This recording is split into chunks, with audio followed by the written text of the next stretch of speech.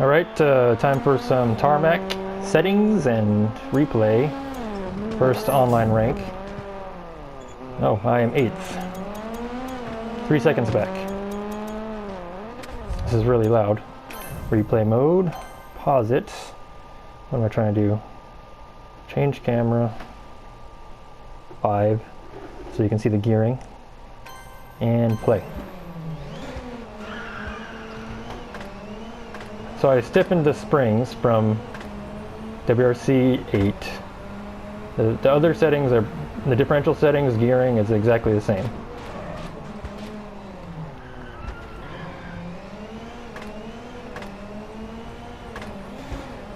It's a little bit rough on the bumps, but I don't think the tarmac stages are rough enough to justify having soft suspension.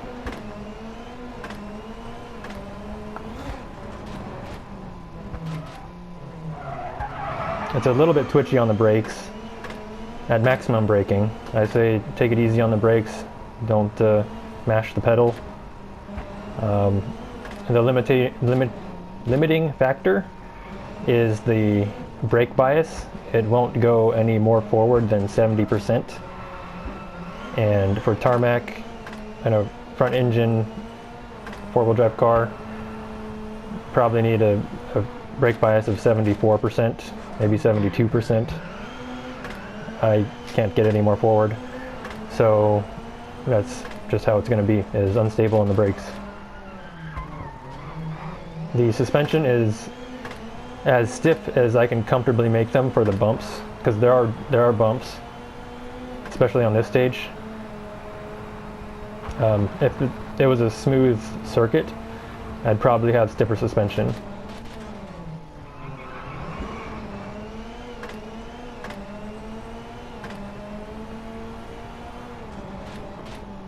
The dampers are much better now that they can achieve higher damping or slower damping speeds than before, or stiffer damping speeds than before.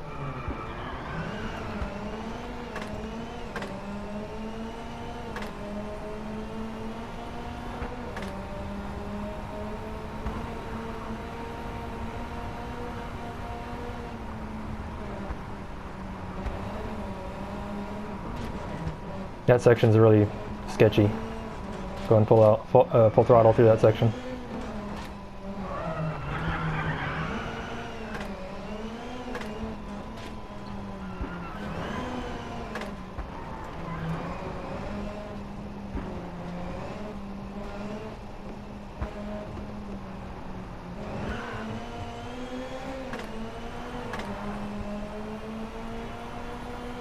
So I will talk about the damping techniques that I've used for a long time now in sim racing, which is the stiffer front dampers than the rear, in conjunction with softer front springs than the rear. So the relative stiffness is dependent on the car, whether it's heavy or light, or it's fast or slow. The slower the car, the softer the suspension can be, because there's not as much cornering force. Slower, I mean grippier. I mean not slower. Slower meaning less grippy.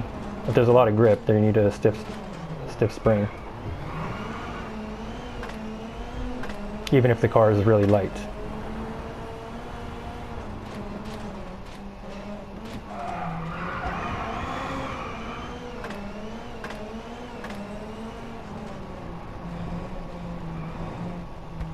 I hit the post on the inside there. It doesn't show it.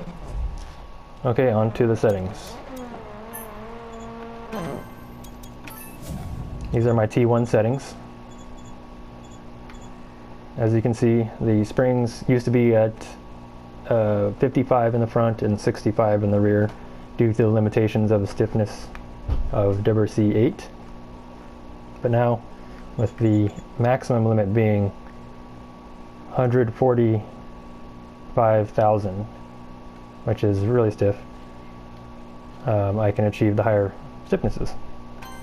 And I've chosen these numbers. And I did predict in an earlier video that I would choose one of around 110 newtons per millimeter, which is what this is, this number right here. I didn't exactly know, but it turned out that it was the right number, and hopefully it's not a bias, a prediction bias of I said it was, therefore it is. Hopefully it's not. It just turns out this way. At least it seems that way to me. Okay, the dampers, these used to be all at 10,000, and now with the updated physics, the dampers are capable of being softer while still drivable. Before, the car would wobble so much that the car was basically undrivable without the stiffest dampers. But that being said, on tarmac, I still need the dampers really stiff, and this is only 500 numbers, whatever units those are, less than what I had before. But not being limited to only 10,000, I've increased the front damper. So in conjunction with this softer front spring compared to the rear spring, is it slows down the speed at which the front tire or front suspension compresses. So what that means is it responds quicker to load. The tire will load up faster. And when a tire loads up faster, if the front tire loads up faster than the rear, that produces stability or excessively understeer, because the front end is losing grip before the rear, so it's understeer. And with a softer front spring, what it does is the car is capable of having a slower, or I should say, reaching maximum load later than the rear with the softer front spring. But the front damper speeds up the response a little bit to maintain stability, so that as it reaches its maximum load, the front and rear, it does it in a controlled manner. It doesn't suddenly break into oversteer. It has a little bit of stability while it's gradually going into maximum load, and then at maximum load it oversteers. And that's the philosophy behind having a soft front spring and a stiff front damper. And then the rebound, I like having fairly close to the same as the front. It could be a little bit stiffer because it's a stiffer rear spring. It doesn't matter. I don't gain much for it by finding the exact critical damping. So basically what's happening here is I've either very closely approached or exceeded critical damping for the front spring. And that means that the front spring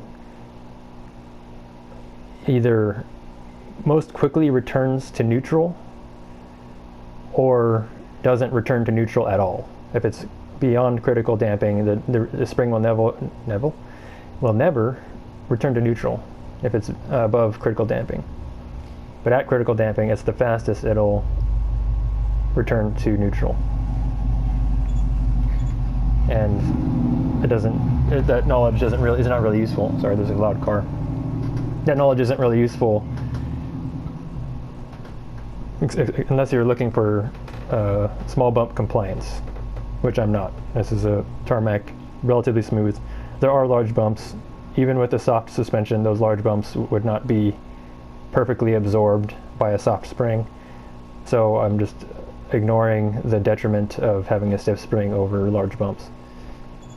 Anyway, that detail of this front spring description aside, let's move on. I have not yet talked about the cambers in the gravel settings, but they seem to have fixed whatever it was that was the problem before in WRC 8. These are right now for tarmac at 5 with this particular ride height and these springs. It doesn't seem like excessive camber, so I'm choosing 5. Maybe it could be a little bit less, maybe a little bit more, but you can't go any higher than 5 anyway. So it's pretty good at 5. Anti-roll bar on WRC 8, this was at 18, it's now at 20. I had it at 18 because the natural instability, whatever was in the physics that was causing the car to be unstable, I needed the car to understeer more. Now with the new physics, it is capable of more stable oversteer. So I have a stiffer rear anti-roll bar. And technically I would like a stiffer front anti-roll bar, but it doesn't go any stiffer than 20. So I have no idea what the maximum stiffness that would achieve better performance, but I know it's higher than 20, whatever 20 is. Or maybe it's very close to 20. Maybe it might be 22, 23, I don't know. Whatever relative stiffness that would be. And I have no idea what 20 means either, if that's millimeters, if that's a 20 millimeter anti-roll bar, or what. It's just a number. Anyway, moving on. Differential. I'm going to try to find the good position to see everything. Okay. Front. These are exactly the same as WRC 8. Central.